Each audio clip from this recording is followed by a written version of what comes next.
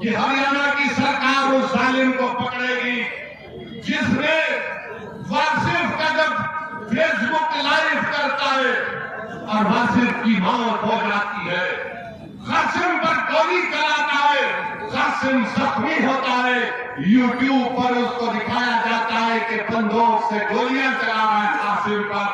अरे गोलियां चलाने वालों, इतने बहादुर तुम क्यों बनते हो? तुम इसलिए बहादुर बनते हो क्योंकि जानते हो कि बीजेपी और आरएसएस तुम्हारे साथ है। याद रखो, इख्तियार हमेशा किसी के पास नहीं रहने वाला है। तुम कब तक जुल्म करोगे? जब जुल्म खत्म होगा तुमको मालूम होगा कि तुम्हारा क्या अंजाम कानून के तहत होने वाला है। मेरे अजीज दोस्तों और बुजुर्गों, इसीलिए मैं कह रहा हूं कि आपको सियासी ताकत बनना है।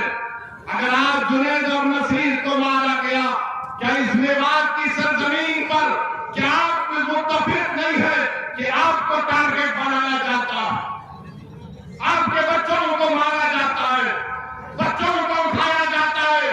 अरे कोई अगर भैंस लेकर आ रहा है तो उसको रोककर मारा और पीटा जाता है। आज देश में बीजेपी की सरकार है, राजस्थान में गहलोत की सरकार है। हम उनसे इस बात का डिमांड और मुतालबा करते हैं कि ऐसे ताकतों पर कंट्रोल लगाया जाए। कानून को इस्तेमाल करिए। इन तमाम लोगों को जो गरीबों पर, मजलूमों पर जुल्म कर रहे हैं, पकड़िए। इनकी जगह जेल में है, जेल में डाल कर रखिए इन जालिमों को। इनको सजा दिलवाइए संविधान के तहत।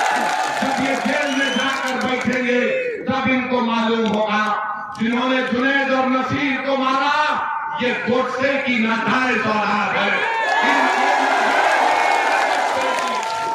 जिन्होंने वासिफ को मारा वो गोडसे की औलाद ने मारा। जिन्होंने कासिम पर गोलियां चलाई वो गोडसे की नाजायज औलाद ने कासिम पर गोलियां चलाई।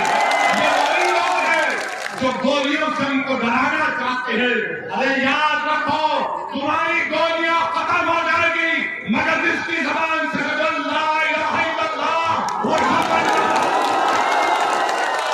वो गोलियों से नहीं डरता, वो रब्बे कायनात से डरता है, वो अल्लाह से डरता है, तुम्हारी ताकत से नहीं डरता।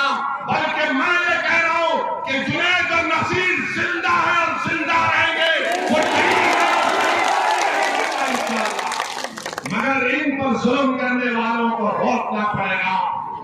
आज भारत में अगर किसी के खून की अहमियत नहीं है तो मुसलमान की खून की अहमियत नहीं है, दलित के खून की अहमियत नहीं है, आदिवासियों के खून की अहमियत नहीं है।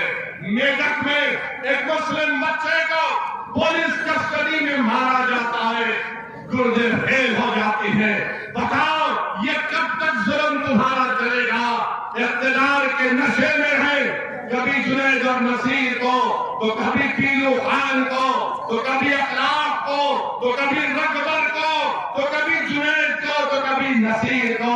आखिर ये जुल्म खत्म करने की जिम्मेदारी उन लोगों पर है जो हमारे वोटों की भीख पर सत्ता में बैठते हैं, हमारे वोटों की भीख पर सत्ता में बैठते हैं। मगर आज इनकी जबानें खामोश है, जबानें इनकी नहीं खुलती है। मेरे अजीज दोस्तों और बुजुर्गों, मेरी आपसे एक ही अपील है कि मेरी इन बातों पर गौर करिए, सियासी ताकत बनिए। अल्लाह मुझे जब तक जिंदा रखेगा मैं और मेरे तमाम साथी अपना काम करते रहेंगे। ये आपके ऊपर मुनस्सिर है, मैं आप पर छोड़ रहा हूं कि आप हमारा साथ देंगे या नहीं देंगे। जमहूरियत है, आप जिसको चाहे और दे या ना दे, मगर याद रखो अगर आप अपने और की अहमियत चाहते हैं, अगर आप अपने बच्चों की तालीम चाहते हैं, अगर आप अपनी बच्चियों की तालीम चाहते हैं, अगर आप मान सम्मान चाहते हैं तो आपको हिस्सेदारी की लड़ाई में लड़ना पड़ेगा। अगर कोई आकर आपसे पूछेगा कि क्या ओवैसी वोट काटने आया है तो उसको पूछना कि काटने नहीं आया, वो ढूंढने आया है। आप बताओ कि भारत की पार्लियामेंट में बीजेपी के 300 MP जीत जाते हैं। बताओ कांग्रेस के लोगों कितने सीट पर तुम्हारा बीजेपी का मुकाबला हुआ। राजस्थान की हर लोकसभा की सीट पर बीजेपी जीत गई। मैं जिम्मेदार